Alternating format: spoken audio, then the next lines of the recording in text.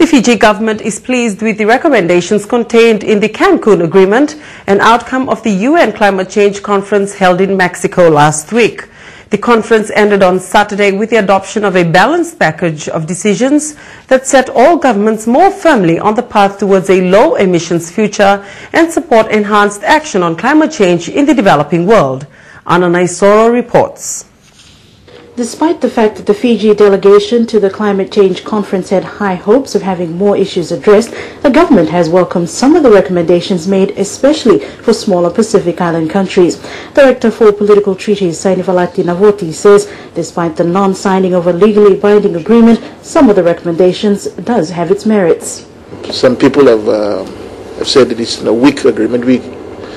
Fiji won't go as far as to say that it was a weak agreement.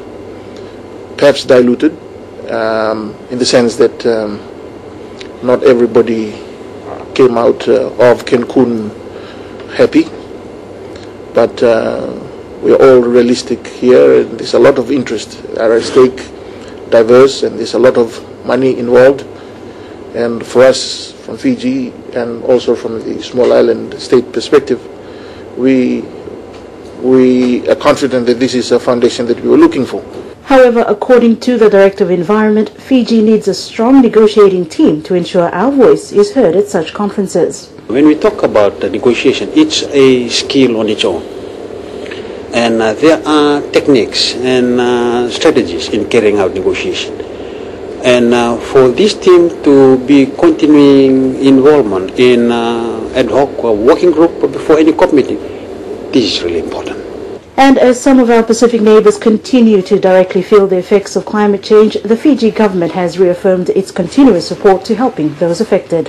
As you know, Fiji supports, we are prone to climate change, and there are our neighbours from the small atolls, the Micronesian and other states particularly, who are prone to sea level rise and its deleterious effects, and we are there to support them.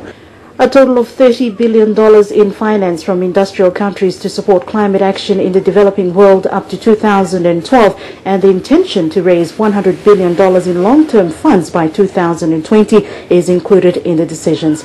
The next conference is scheduled to take place in South Africa next year. Anna Naisoro, Fiji One News.